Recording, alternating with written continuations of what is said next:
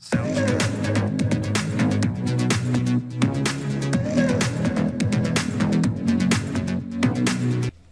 E3 podcast series focuses on various topics around real estate and facilities management. EBIZ helps organizations envision the future, enable processes and platforms, and evolve practices for continuous improvement. The title of this episode is The Value of Collaboration When Implementing Data Standards. I'm Tracy Jefferson, your host, and today I'm joined by Johan Vessels, the Senior Vice President of Strategic Advisory Services at eBusiness Strategies, and Ian Cameron, Chief Innovation Officer at OSCRE International. Gentlemen, thank you for joining the podcast today. I'm looking forward to talking about the topic. I mean, the value of collaboration when implementing data standards is something I think is very important, and data standards are really critical.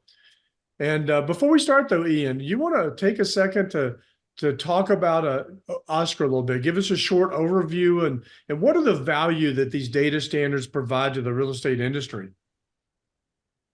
Okay, Tracy, thanks very much for having us. And hello, Johan. It's good to see you.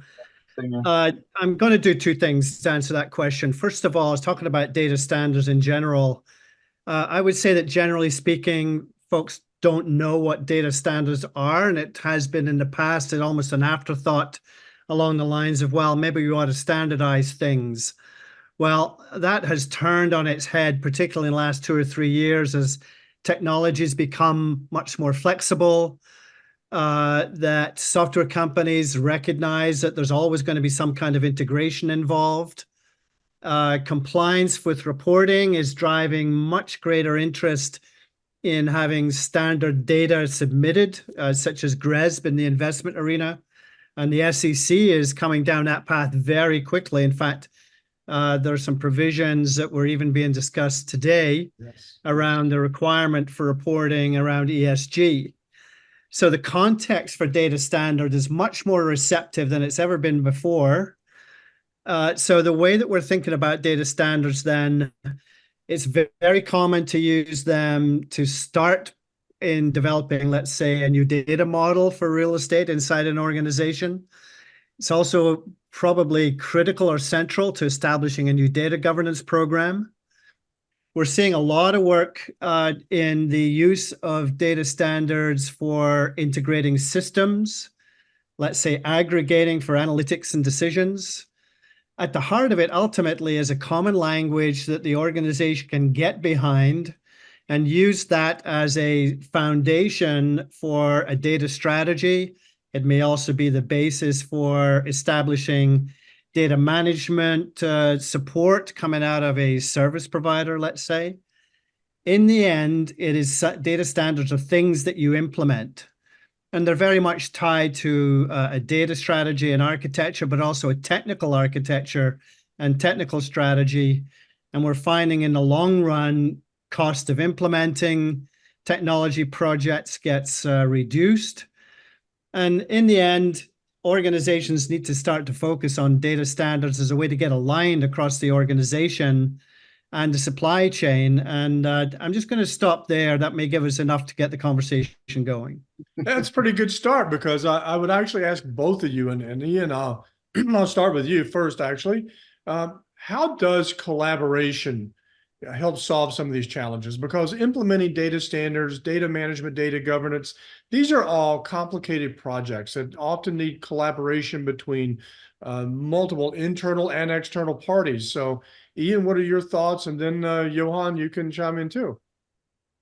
Well, possibly the most important one is, as you said, these kinds of projects are always complex.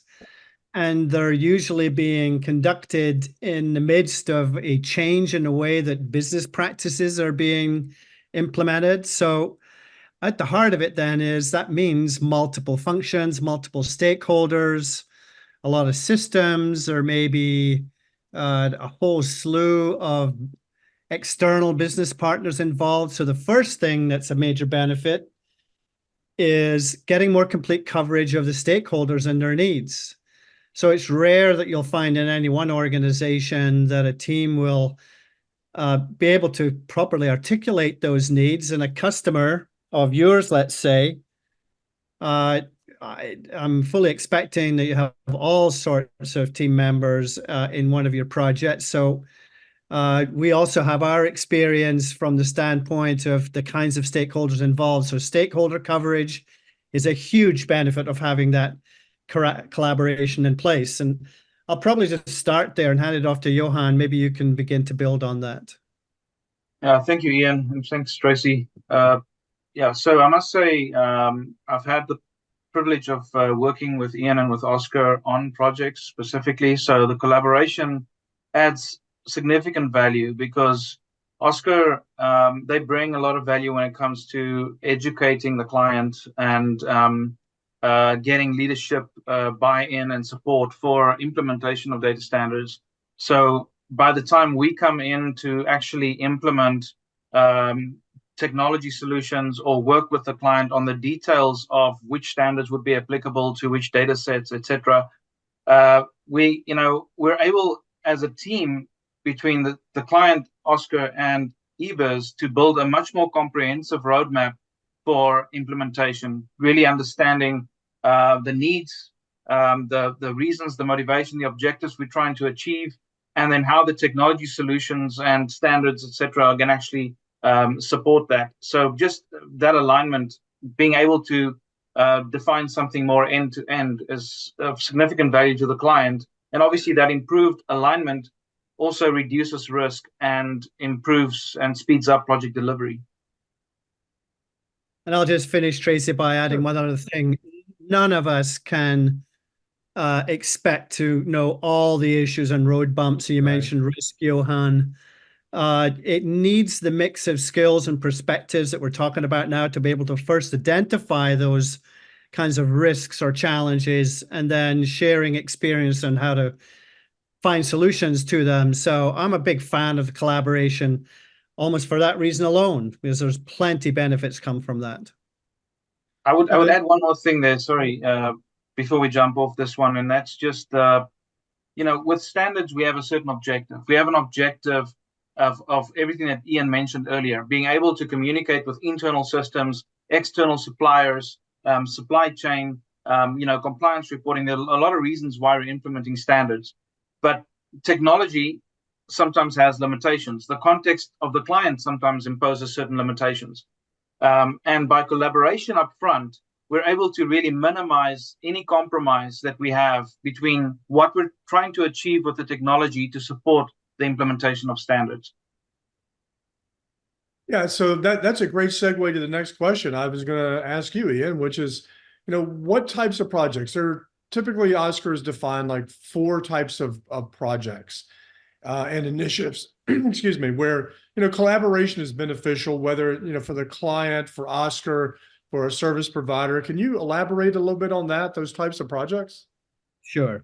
Well, the 4 of them are, let's say, integrating data and systems. It's a common situation where data is going to be coming from a whole slew of sources, and data standards are a mechanism by which you can automate the data flow between them without necessarily changing the underlying data structure or the data model in those systems.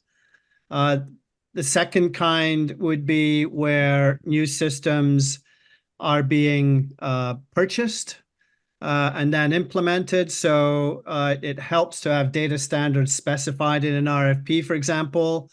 It may also be that if you're acquiring a new system, you'd want to know what the long-range technology roadmap might be for a product when it comes to its ability or the degree of its openness to be able to integrate with other systems in the future. That's a risk hedge, by the way. If in fact it looks like the roadmap or the technology strategy itself for a particular product is not thinking about being open to integration, that's often a red flag. A third one, and this is actually where many organizations begin, is to develop an enterprise data model and to focus on the real estate portion of that. So that could be a data model for a real estate company, let's say, where real estate is their primary business. Or it's the data model for a function inside a company that does something else. So for example, corporate real estate, Most of those companies are not real estate companies, but they have a real estate function. So developing the real estate data model as part of the overall enterprise data model is very common use of the OSCRE industry data model.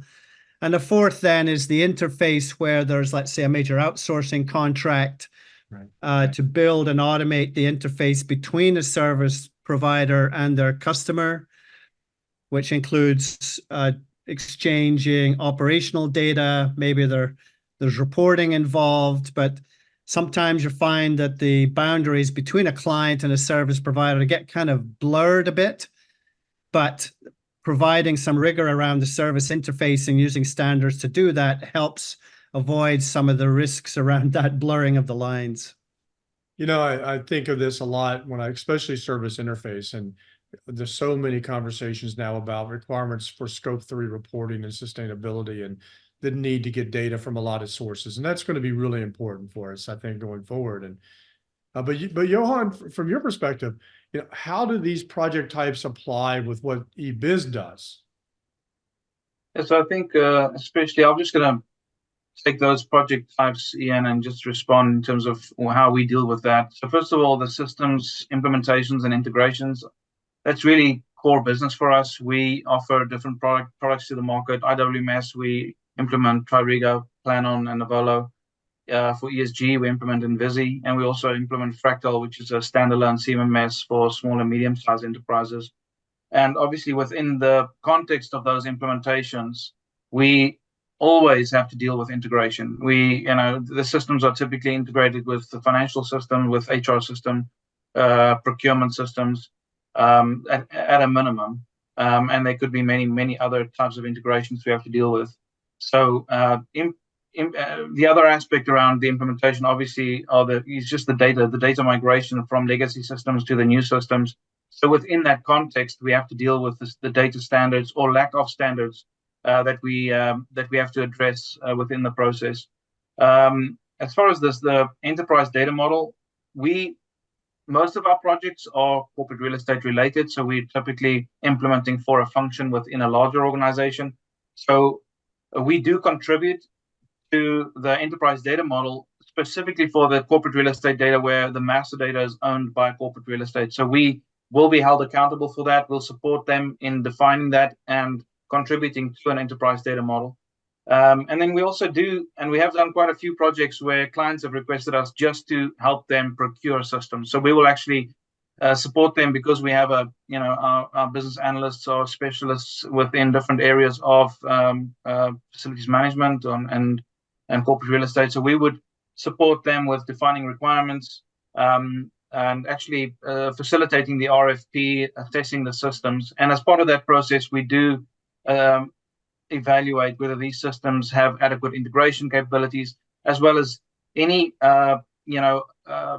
especially pre-existing or predefined data standards, adaptability, or capabilities. So that's part of the evaluation that we would do when we're selecting the systems. Very much a part of our business and things we have to deal with on a daily basis.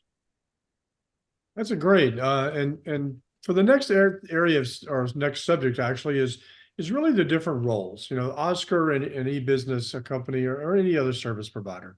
There's different roles that would take place in one of these projects. So Ian, can you describe for me what role OSCRE really plays in these types of projects, as part of this collaboration? Okay, thank you, Tracy. But I wanted to start with kind of a more general statement that, yes, there are lots of benefits to collaboration in general, but there's tremendous benefits from OSCRE's perspective that EBIZ as a company and companies like yours, it's a way of OSCRE achieving a greater stickiness, if you will, around standards. So the more we collaborate like this, the better job we're doing of getting the word out about standards, raising awareness, and increasing the capacity to implement. So back to the roles then, the reason that I picked up on that is that OSCRE is perfectly positioned to help train any team, and let's say it be a team of EBIZ consultants and their customers, getting in workshops and helping them understand what the standards are all about, potentially raising familiarity with the language or digital literacy, we refer to that. So those are kinds of things involving the mobilizing of a team to either make a change in the organization. Let's say, I know one example we're going to talk about in a little while, was around the role of a digital operating vision. And we'll mention specifics on that, but part of what I'm getting at there, that vision helps drive projects, it drives priorities for data, maybe spending priorities. So it's very important at the front end of all of that to get the senior leadership team speaking the language, understanding the benefits, becoming much more literate, and then helping mobilize a team of senior folks as well as folks who are in the, let's say, systems owners or data owners, getting them all up and running at the same time before you actually launch into any of these kinds of projects. And that's part of a training and education role that OSCRE provides. And we found that it's probably the first thing that any organization has to do when considering something as monumental as one of these projects is to get the team's awareness up, familiarity with the language, familiarity with the standards, and also the implications that those things have, let's say, for a data strategy or a systems implementation. So we're perfectly positioned to help get folks aligned at the front end and provide the training and orientation just to get everything started. I know that the OSCRE methodology, if you will, really puts such a strong emphasis on that training and getting people able to speak the same language and things like that. And this is a really important pillar. It's like building a foundation to launch things. And then, Johan, from your perspective as a service provider, where do we go from here? Because now your team or the EBIZ team in general, depending on the skill sets required and the scope of work, would come into play. Yeah, I mean, I can honestly say from experience that projects where we've worked with OSCRE and where OSCRE was involved up front, certainly that's smoothed the way for us, because they created awareness of the importance of data quality, the importance of standards. So when we start talking to them about standards, about what industry standards, for example, might be applicable to different data sets, etc., they're informed already about it. So you're speaking to an educated group that appreciates the value of this. So certainly that has added significant value. But from an EBIZ perspective, we're the ones that would be sitting down with the client. So depending on the scope of the project, we'll be looking at, it'll depend on what data we're talking about. But we'll work with them through the scope of the data, understanding where standards would be applicable, and then actually getting into the details of how do we map that standard into their legacy data, what sort of data transformations, data cleansing might be required as part of a migration to actually bring that standard to life within their future system, as well as within integrations. So actually working with them on planning what their future integration architecture might look like, and actually supporting them on that implementation. Within the context of just data management projects where we're not necessarily implementing a technology, we typically would start with performing a data maturity assessment. So we'll perform a high-level maturity assessment. We might even be brought in to do a data quality assessment where we're actually looking at their data as well, not just asking more of a high-level management type questions, but getting into an analysis of their data that gives us a good idea about the quality of their data and the maturity of their data management processes. And then out of that, we'll help them develop a roadmap to implement good practices and close the data gaps that they currently have in place. There's a lot to be done. These projects are complicated, and that's why we have like OSCRE, EBIZ, and whomever else. You know, even across the company, you have your client may have multiple data stewards involved. There's a lot of different data owners. It gets complicated fast, and it's very interesting. And so, Ian, from your perspective, I mean, what is your expectation or Oscar's expectation of the capabilities, that you expect a service provider like EBIZ to bring to these projects? Being able to work with and implement the OSCRE IDM.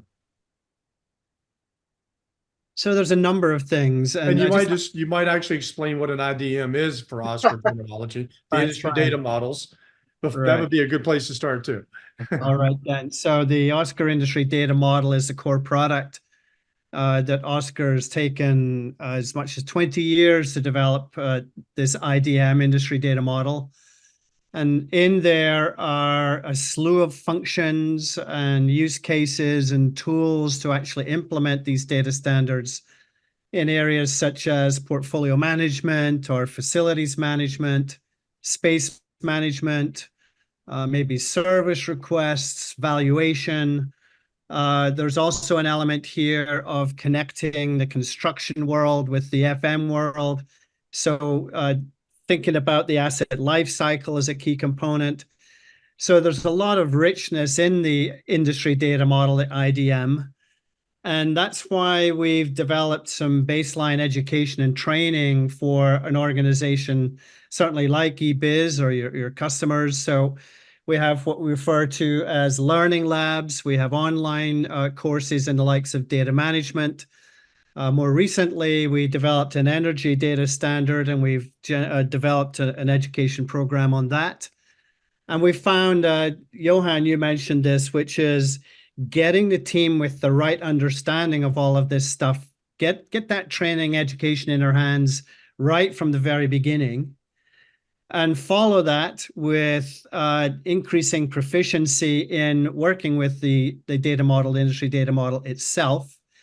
And that means what are the functions, how to pull the pieces of a data model that you need. For example, maybe you're dealing only with leasing, so there's a leasing portion of the IDM. You'd have to know that and to know where to find it and how to use the content. Probably the next piece would be proficient in the methodology for implementing these the industry data model and the data standards. So we've developed an implementation guide. So we'd expect EBIZ to be able to follow that, or at least follow the structure and intent of it. I mean, clearly you've got your own experience where you can actually add and augment that to make it EBIZ specific, but we do have a framework to follow. At the same time, since there are multiple stakeholders involved, being able to articulate the business case becomes really important. Johan, you mentioned getting a team to understand the value of working with data standards early on. That's about articulating the business case. Johan, you also mentioned assessing the maturity of an organization when it comes to data management in general, but we also have a specific focus on a data standard strategy in and of itself. When we opened this session, I was mentioning that our experience over the last 20 years has been that data strategy quite often gets developed without thinking about data standards.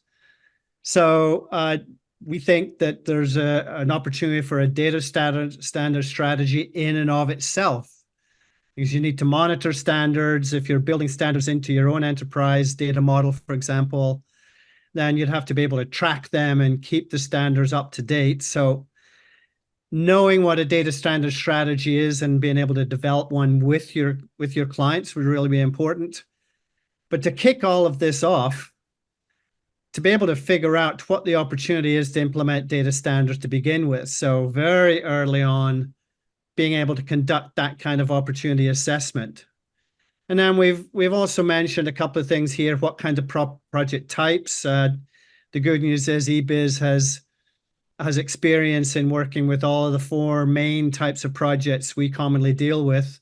So knowledge of those types of projects and where standards fit in And then finally, where we started at the beginning, which is understanding the stakeholders, what their needs are, how to translate that into the use of standards for what their particular needs are, and to be able to handle that conversation as you move forward into implementation. So if I can kind of summarize that, then it's knowledge of the data model, it's how to use it, how to engage your clients around using the data model, figuring out the opportunities, being able to explain where standards fit for a stakeholder, for a project type.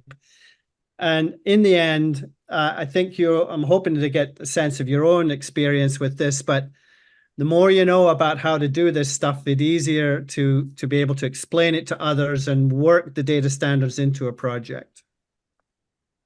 Thanks, Ian. That's actually very interesting. And Johan, from an e-business strategies point, what does the company do? What do we do to support OSCRE and expand the use of data standards? I mean, we know data standards are very critical. OSCRE has been around a long time as a global player.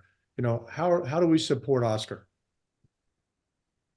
So I'm just thinking in the context of our projects, the client's obviously very focused on the implementation of a particular system that we're there to implement.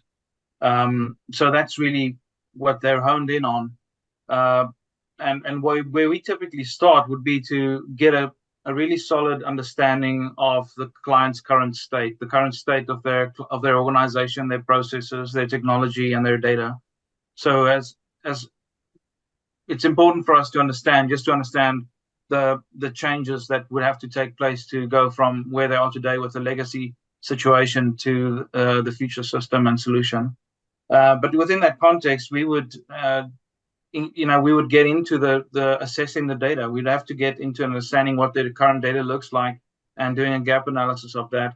And that tells us a lot. It tells us a lot about not just what issues they have with the data, but very much their data management maturity. So how are they actually managing the data quality, what data standards they have or not, don't have, and that opens up the conversation to start talking about the need for standards, the need for what the benefit would be of not just internal but external, with linking up with service providers, as well as benchmarking, doing benchmarking, industry benchmarking.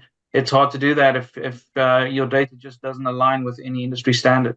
So we have that conversation, and in the process, we also talk about OSCRE. We do introduce them to OSCRE as an organization. We've with years of association with OSCRE, we know the benefits, so we would promote that to them as well, and also the value of actually implementing the IDM within their context. So if they typically we will. I don't think we'd have too much resistance in having them adopt the principle that they need to adopt standards, industry standards. So then in that process, we will be looking at the IDM and what aspects of the data the IDM covers and what use cases could be applied. So we'd work with them through that and obviously incorporate that within the data migration process and the system implementation. We also, I believe that for us, the training, OSCRE training is important. So we internally promote the training, OSCRE training, and we've got a few guys that obviously been through the training with OSCRE, as well as we'd promote the training to our clients. And we also participate in OSCRE initiatives like the development of the data standards currently around ESG. So we participate in that as well. Yeah, I know we have. I want to actually kind of mention the latest initiative, because there's been the new energy data standard is out, and now OSCRE is working on a water data standard as well. And that's something that we're engaged in. So I think it's great to see us, again, it's collaboration and reinforcing how we work together. So Ian, we'll go back to you. It's really a question for both of you I have. You have worked together, right? OSCRE and EBIZ worked together on an actual project. We've collaborated on one with the IDM. What was your experience in that collaboration, and how did it benefit the client? What was the real benefit? Well, the first thing that we discovered early on is that our roles clicked beautifully, that they were separate, but they were complementary. And in this particular case, OSCRE was already in the organization doing some training and raising digital literacy and talking about the industry data model and so on. But we reached a point where there was specific work needed once we had got the machinery moving a bit. And EBIZ being focused on this was a corporate real estate organization. So EBIZ having significant strength in that sector to us was an obvious and a very welcome addition. So we were getting people ready. Once we got them ready, EBIZ was able to come to the table, and the transition was beautiful. We had a period of, I don't know, maybe a couple of months or maybe a bit more, where we were collaborating with the same organization. And ultimately, the project got down into the specifics of actually integrating the system, implementing the data standards and so on, which is a pure EBIZ role. So they were very complementary, somewhat sequential, some where we were definitely working together at the same time. So I really loved the model, and it was very effective, and the client appreciated it. Johan? Yeah, I mean, I think OSCRE did a great job there, just like he, saying, getting the machinery moving. But to me, there was a lot of benefits outside of just the actual standards implementation.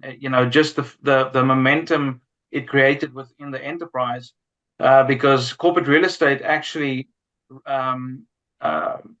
ended up being ahead of some of the other functions, and they exposed some of the current enterprise weaknesses around the definition and management of data standards.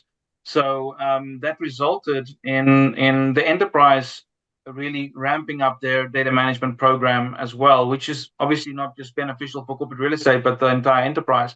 So that had much bigger impact than just the corporate real estate function at the end of the day within that project.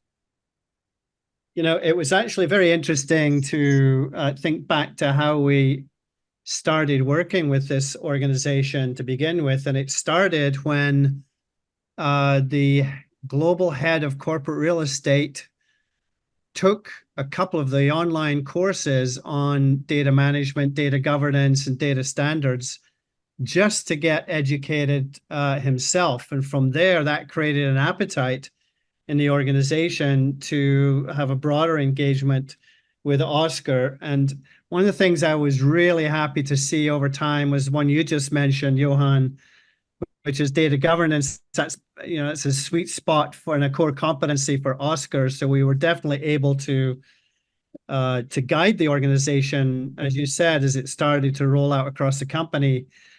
But at the same time, there was another aspect of the way the organization works, and that was to launch a center of excellence around data management in the corporate real estate organization, the first time that had happened. And it was a very creative move, but it was also a way to apply some discipline within the corporate real estate ranks themselves around data ownership, how data would then be structured when there's a systems integration involved, what are some of the processes involved. So development of a center of excellence was a beautiful addition to the way that the corporate real estate organization was operating. So we also we like to think of OSCRE not just as coming through with data standards, which can feel very techy in nature if just from the outside coming in, but in reality, it is a very progressive, innovative move to create a standardized approach to managing data. And anybody coming out of the data management field will say, well, yeah, that's just obvious. Well, to some degree in the real estate industry, we're still somewhat catching up on digital maturity, if you will. So in many respects, there's quite a lot of innovation going on in this particular client. That was very obvious, and they were willing, they had the courage to make those kinds of innovative moves. Yeah, and I mean the center of excellence that was established is just very embedded now. I mean, I still work with them regularly, and they're very integrated now into any systems implementation, any integrations. I mean, to think how they had managed without that before is hard now, because they're just playing such an integral part in that organization. There was another element there, Johan, in that there was an incumbent service provider in there, one of the larger global firms. And the good news is that they were also a member of OSCRE, so they knew exactly what we were talking about when we were talking to this corporate real estate organization about interface with their service providers and the role of standards in doing that. So the receptivity was already on the other side before the conversation began. And that's a role that we work hard to achieve, which is covering multiple types of organizations in the industry to get them to adopt these data standards, knowing that it will position them well to either compete more effectively or at least to be able to handle a customer like this more effectively and quicker. Yeah, you're right. Yeah, and I mean, we've been working with them on improving and implementing integrations now across multiple systems. And some of those systems are actually owned by the service provider. So, and they have to comply with the standard. So they are very much on board and supportive of it. Yeah. There's another example. It wasn't one that we worked on, but it's an important one in OSCRE's history. And that is where the OSCRE industry data model was incorporated into the solicitation for proposals for a global service contract.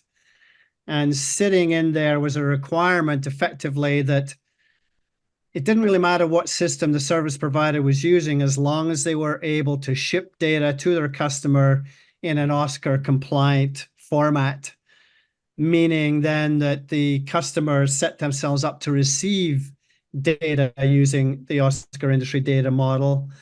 And there's a specific example where two things were happening. One is data was central to the operating relationship and the contractual relationship with business partners on the outside, plus standards became the basis for the technical integration and the data integration that's part of that relationship. Yeah, in line with that, Ian, one of our other clients, they have two major service providers, and they opted to have most of the functional systems sit outside of their own environment, but for the data to be, for the core data to be backed up and sent to their own data lake and data mart, and that all that to be done within a specific standard. So the idea was with that, so that if they do change out providers, that they can do that quite easily as long as the suppliers complied with whatever that data interface was specified to be. And it actually happened. They actually changed out suppliers, and just nothing changed on their end. The suppliers just had to comply with that interface standard, and they were able to change out suppliers without too much problems. Very good example. One last thought there on data governance. I don't know how you find this or your clients find this, Johan and Tracy, but data governance is one of those things that quite often comes around the corner and just smacks you in the head if you're not watching for it. Meaning the expectation around data quality and effective management and governance of data is a high priority in most corporations. And when the word comes around to real estate, it can often come at a time where there hasn't been much groundwork done to understand what data governance is actually about. So we found that the role of standards is, as I mentioned early on, it's central to effective data governance. So for those of you who are going to be listening to this EBIZ podcast, there's an area where you can expect some action, and it probably would be worth your while to begin to understand the role of standards in data governance and start to get yourselves ready for it, because in the end, there are multiple benefits of it, not least of which is improve your ability to satisfy demands internally for better reporting and transparency and quality of data. Well, Ian, I think a lot of companies were hit by that. A lot of corporate real estate functions were hit by that when they couldn't deliver strategic reporting, cross-functional reporting after COVID. So I can tell you there's a lot more awareness and a lot more demand and understanding of the need for this than there was before that happened. Yeah. Well, gentlemen, we're pretty much kind of running out of time here. And I really, really appreciate the conversation. It's been really interesting for me as well. So hopefully our listeners enjoyed it, and can't thank you enough for taking time to come over and join me for this. Good. Well, thank you, Tracy. We're very proud of the collaboration that we've struck up with EBIZ, and we enjoy working with your team. And also thank you very much for the support you provide to OSCRE on many fronts. Yeah, thank you, Ian. Thanks for joining us today. Thanks, Tracy, for putting this together. Appreciate it. Thanks, guys. Thank you.